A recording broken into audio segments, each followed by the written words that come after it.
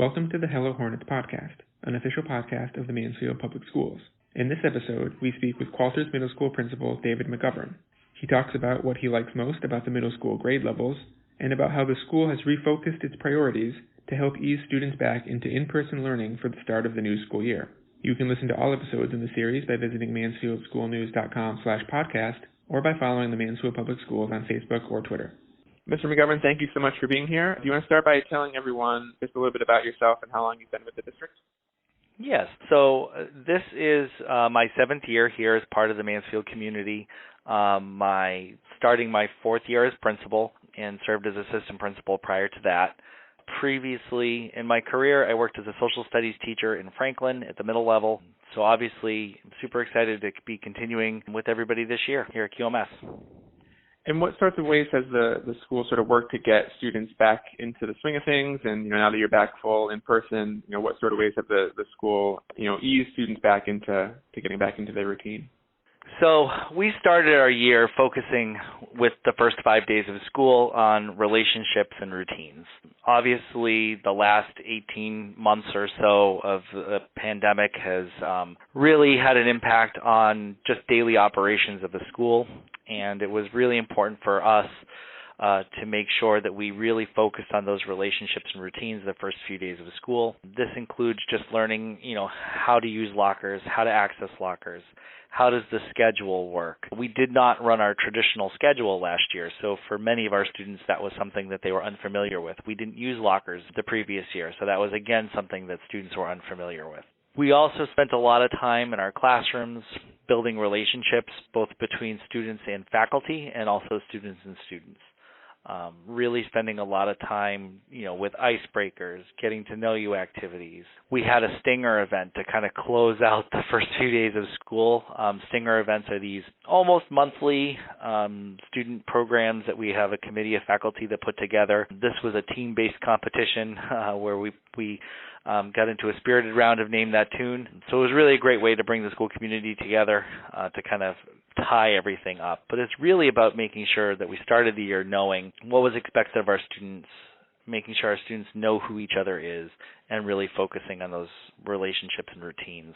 In addition to that, we've spent a lot of time internally as a professional staff making sure that we use the information or the data that we have at our fingertips to identify students who would be needing additional support, whether it be around attendance, reading, math, overall academics, social emotional learning needs, making sure we identify who those students are that we're really seeing larger deficiencies with to make sure we have support plans in place. And then really it was just kind of getting everybody back into the full middle school model, which we had to sacrifice a little bit last year to make sure that we had all these things lined up with the support structures in place to really continue to move our students forward.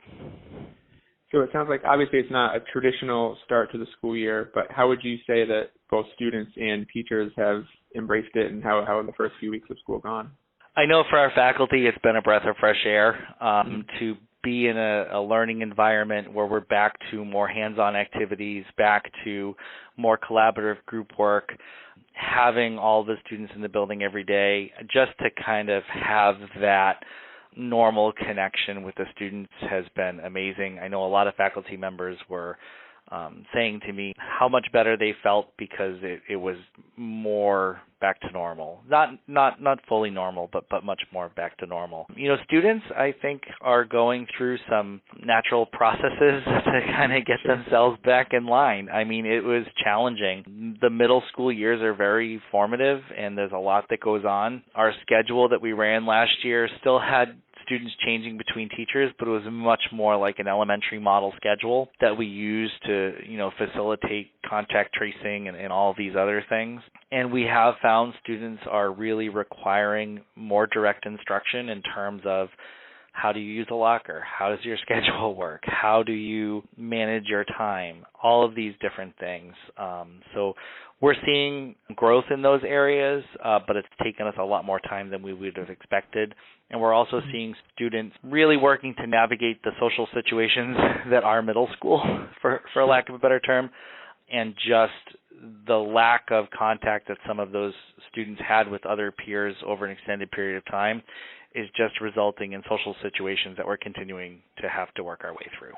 And you sort of mentioned this a few times, but middle school is this in between grade level. They've moved on from elementary school, but they're not quite high schoolers yet. You mentioned that you were a middle school teacher also. What draws you, what attracts you to that particular grade level? What do you like most about, instructing students at that particular level?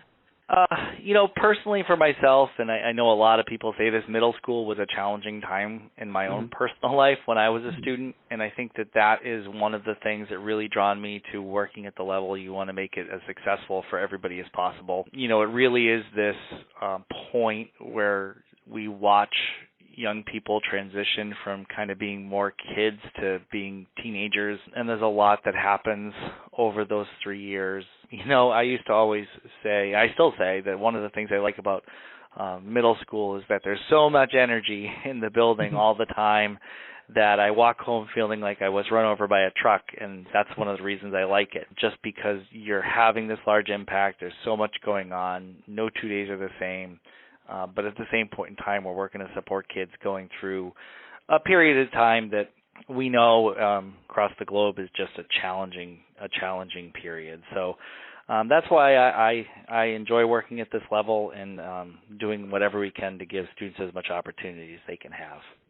So it sounds like that's why you're putting so much emphasis on the first, back to school few days, just because they're in that transition period. It's all the more important to make sure that they have that foundation and know what they're doing and are comfortable in the school environment. Yes.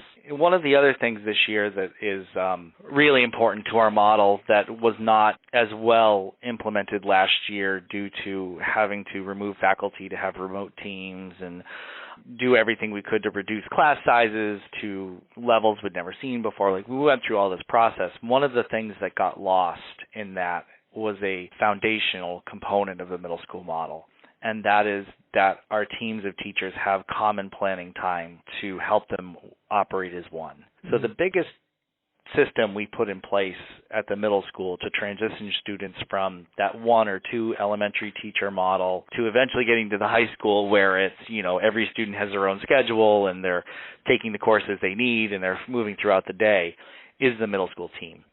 And in our normal schedule, so the schedule we're running now and the schedule that we ran pre-pandemic, would include at least 150 minutes of common planning time for each team over the course of a 7-school day cycle. And that's huge because that's where each student's assigned to a team. That team has a set of common teachers.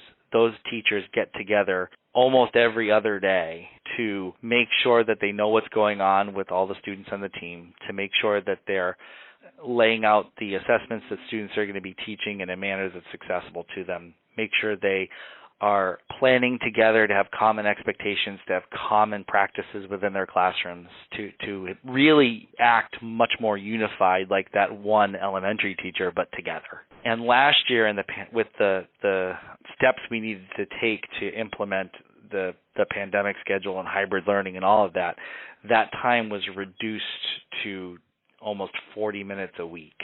So it was a significant decrease.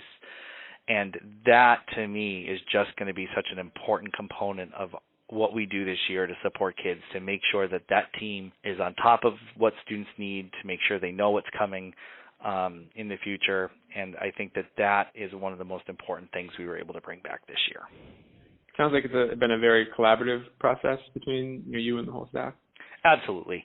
We're always working. We're a community of professionals, and when we are identifying problems and working through it, when you work in education, you have a lot of different experts that you're working with.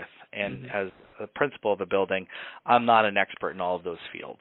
So by taking a collaborative approach, by working with the faculty, by working with our school councils, by working with our students, we can continue to put in place the plans that we need and to make sure that we have the broad vision that's necessary to make it work. Well, as we wrap up, is there one final message that you want to convey to the school community? Yes. I've said it a few times in different meetings I've had or presentations I've had with families, but everybody wants to know what lies ahead and what we've lost. And I don't really worry too much about what we've lost. We just need to meet our students where they're at and move them forward. In terms of what the future holds, I wish I knew the answer, but I think that the community of Mansfield should rest assured in the fact that we want to get back to the normal cycle of education where we're back to our normal and then growing. And that's the goal, and I think we're pretty close, and I'm looking forward to continuing to get there.